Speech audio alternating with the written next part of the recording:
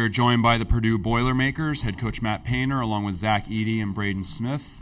We'll start with an opening comment from Coach Painter, then we'll take questions from the student athletes. Coach. Yeah.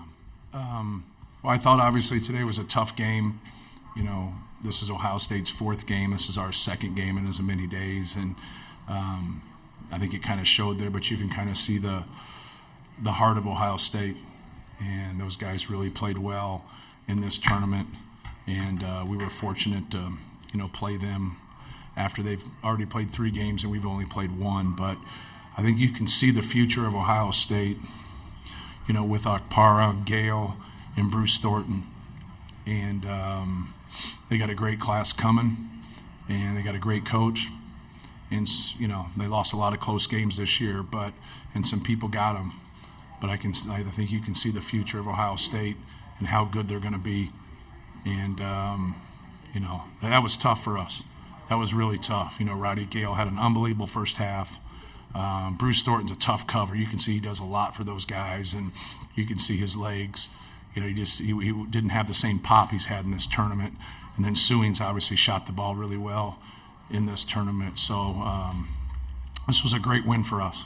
And so to be able to get into the Big Ten championship where we were last year and Iowa beat us, and just happy for our guys of hanging in there. It's kind of new guys, right?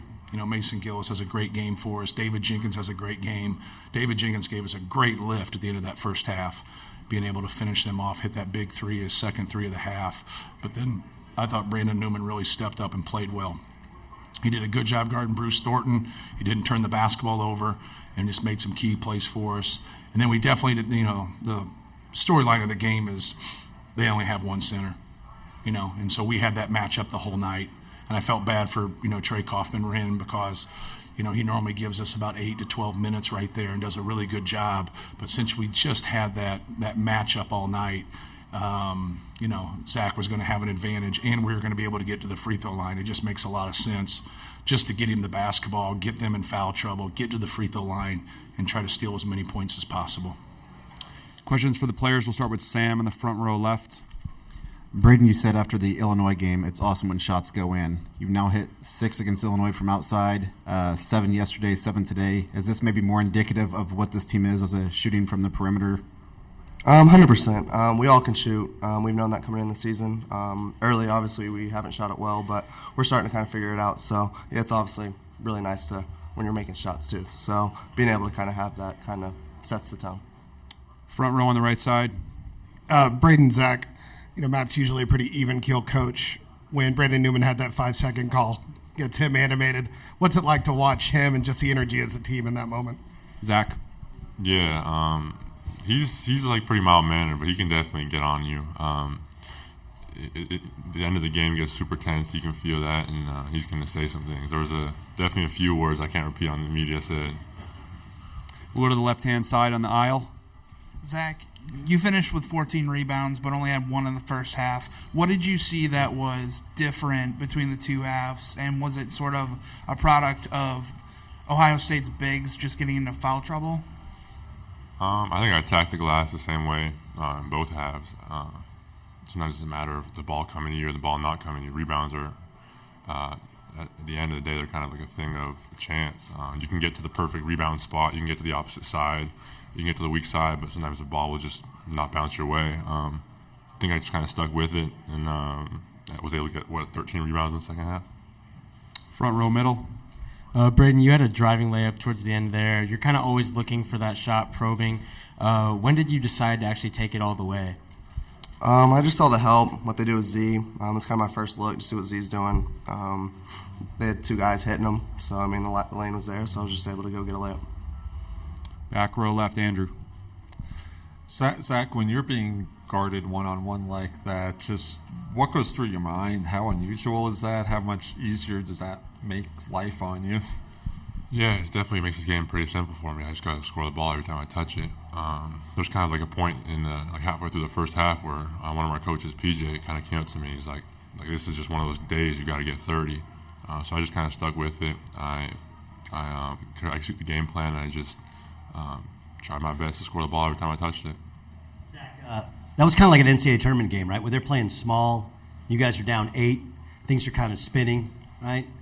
Anybody say anything that you guys seem to kind of gather yourself there? It was 8:18 to go, you're down 8 points, and you guys seem to kind of figure it out. Anybody say anything? Not particular. I think they were hitting a lot of shots that we kind of wanted them to take. They were making a lot of really tough plays that seemed like every shot they put up was going in. So we just kind of stuck with our game plan. We kind of trust our game plan. We, above all else, it's worked all season, so we stuck with it. And then I think they had like 8 points in the last 10 minutes, something like that. Back of the room, left side, Steve. Hey, Zach. One of the interesting things I thought you did in the game was you moved a step closer to the basket late in the second half. You're pretty good about filling out your opponents. Is that something you said, okay, I can move closer to the basket, which made a big difference? Yeah, I'm definitely always trying to get closer to the basket. Just in general, when you're close to the basket, it makes it easier. I don't have to put the ball down when I'm close to the basket. A lot of times I can just go into my hook shot, or maybe it's a one dribble hook shot, as opposed to maybe it's those 3 or 4 dribble moves that I got to make.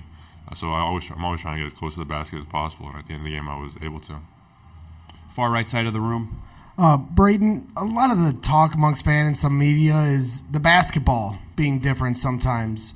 Is there a difference for you? Do you feel that?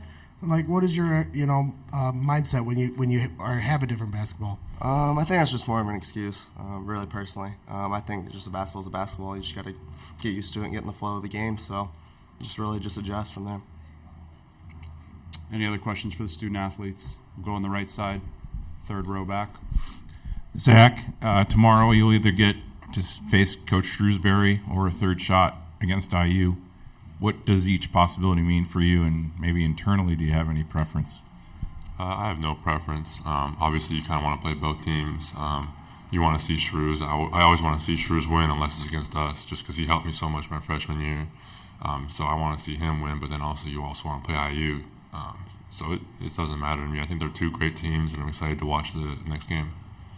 All right, you guys can head back to the locker room. We'll continue with questions for Coach Painter. If you have a question for Coach Painter, we'll go in the front row here. Casey. Matt, we talk a lot this year about what Zach Edey does on the court.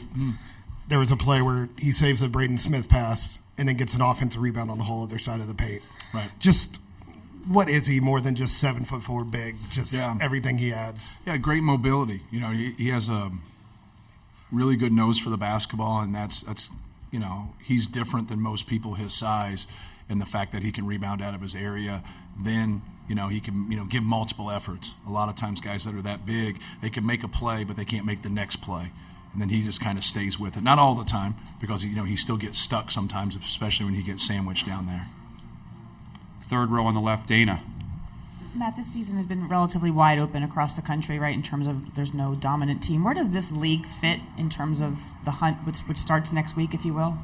Say that last part again. Yeah, it's been a kind of wide open season, right, nationally, just in terms of no dominant team. Right. Where does the Big Ten fit in that hunt for next? When it starts next week? Yeah, it's kind of hard for me because I don't watch all the other leagues as much as I watch our league. But I think from top to bottom, we have a very good league. I think you just saw that. That was a 13 seed that we just beat, and you look at the talent that's out there on that court, and they don't have, a really good player in Bryce Sensabaugh, a really good player in Zed Key. They just didn't have it all together the whole season, especially with so many young guys that they have. But I think from top to bottom, we're one of the best teams in the league. I mean, in the country, if not, the best team in the. We've got to be able to push through, and we got to do our part.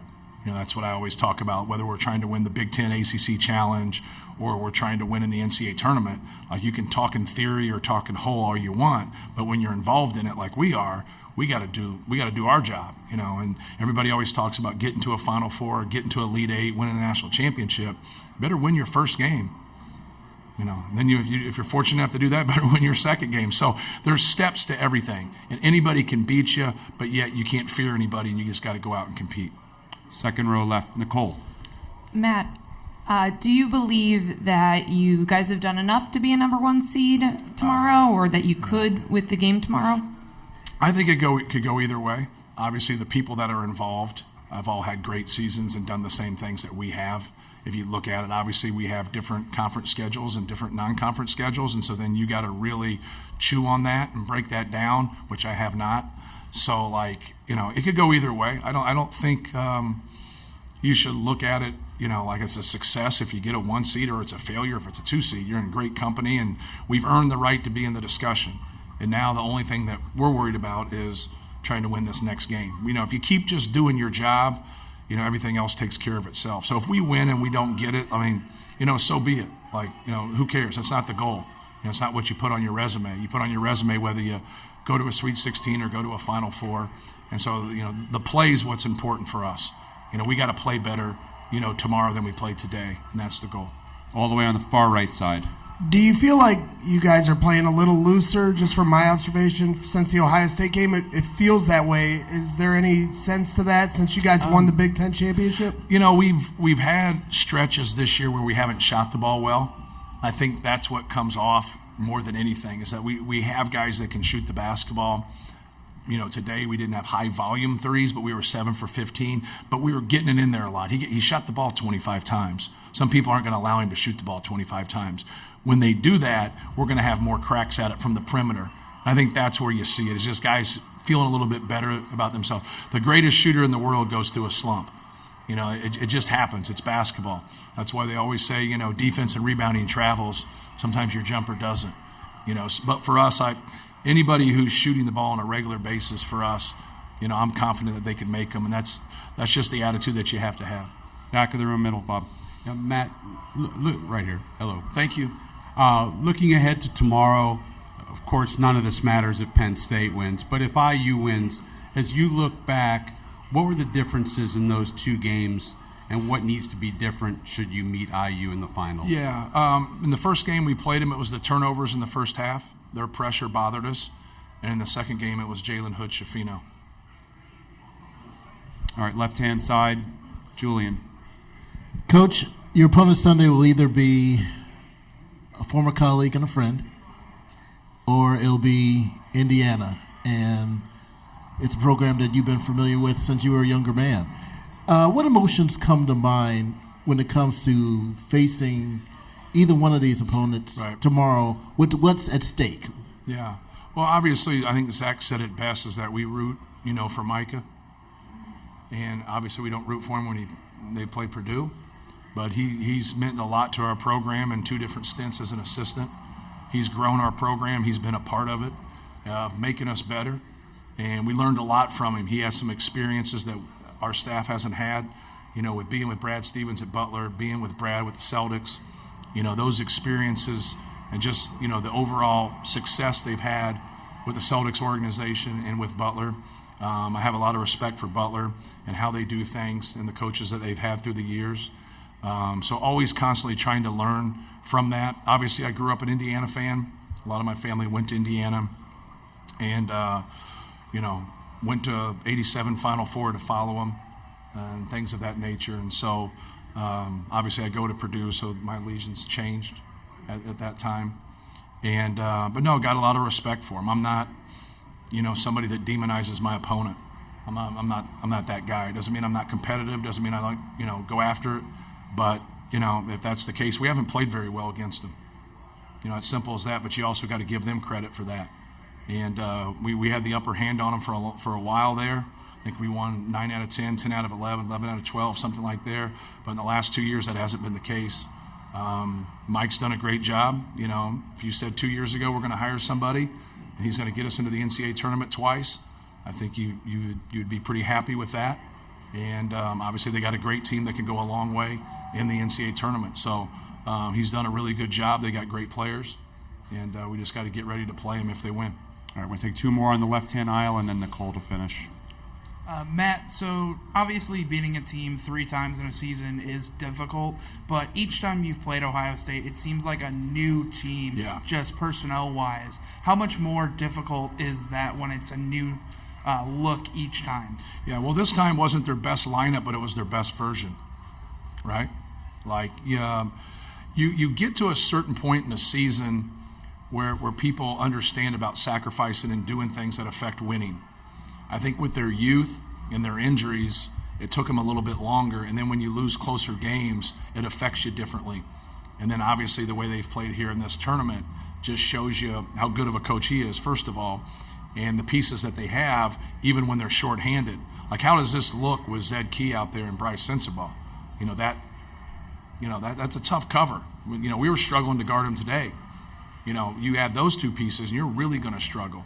So the first time they were ranked 24th in the country, and they had the second best offense in the country at the time. And we smoked them by 1. And then the next time, we're just fortunate to win. Like, we had just lost at home to Rutgers. Fletcher makes a huge shot. We have a good defensive possession at the end of the game, and we're fortunate to get out of there with a win. And then when they come back there at the end, you're playing at home, you're building on things, but it was a game for a while until we separated midway through the second half. So, like I said earlier, their future's bright. If you know basketball, you definitely understand that Ohio State's. Some people got their licks on them this year, but that's going to come to a screeching halt. They have a very, very good young nucleus. Finish with Nicole on the left side. So obviously no one else has a Zach Edey, but a lot of teams don't play through the center the way that you guys do. So what is that like to prepare, to scheme, to practice, to rep? Like, what is that like as the coach? Well, it's different. We're all copycats. Like I said earlier, like a lot of people always talk about some of the things that we do and the things that we run. We learn from our losing and we steal from others. Those are the two things that we do. You watch a lot of basketball, and you don't have to be original. You can just steal from other people that are successful if it fits your personnel. So we talk a lot to other people that have bigs and watch a lot. Watch Gonzaga, watch North Carolina, watch Wisconsin, watch the people that are traditional, or any big in the country that's dominant. Like, just watch and see how people double them and see what they attack it and see how they do. So just trying to pick up on things. Well, we've had a lot of guys, and so we've made a lot of mistakes through the years. And I always say, quit making the same mistake, and eventually you run out of them. And but it is different, and I think being different is good. 30 years ago, everybody ran the Kansas break, and so 80% of the people that you would play ran the Kansas break. Because Kansas was so good, or the North Carolina break, however you want to look at it. And now it's a lot of ball screen motion, it's a lot of driving. The NBA influences us to a degree, not whole, because we're not as skilled as those guys. But now things open up, there's not as much post-ups, there's more driving, there's more ball screens, and that's just the way it is. And we've all become better defensively against that. But yet, when you're a little bit different, like some people don't believe in the post. There's legendary Hall of Fame coaches that do not believe in double in the post because they don't want to be in rotations and they don't like the rebound balance. But you got to mess with him in some capacity. If you stay one-on-one, then you got a really, really good post defender, and you got the right refs on the game that aren't going to call it. You can go watch this tape, the last night's game. You can go the next game. If they call it by the letter of the law, nobody would play. They got knees, they got two hands, they got stuff. And the other coaches, I understand totally like how they are, because you can get a game against us where it doesn't get called. Then you'll get a game where it does. That's where the NCAA tournament, we really got those calls in the first round. Then I thought St. Peter's was just tougher than us.